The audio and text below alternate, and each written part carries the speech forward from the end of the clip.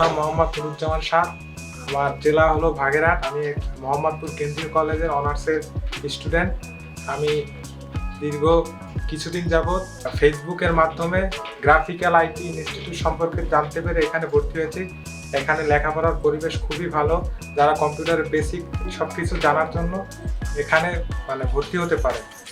আর এখানে স্যারদের ব্যবহার খুবই ভালো এবং খুবই সুলভ মূল্যে এখানে কম্পিউটার শেখানো হয়। আর সম্পূর্ণ প্রসেসটা ফ্রি মাধ্যমে কম্পিউটার শেখানো হচ্ছে। আমরা কম্পিউটার শিখতে পেরে খুবই খুশি।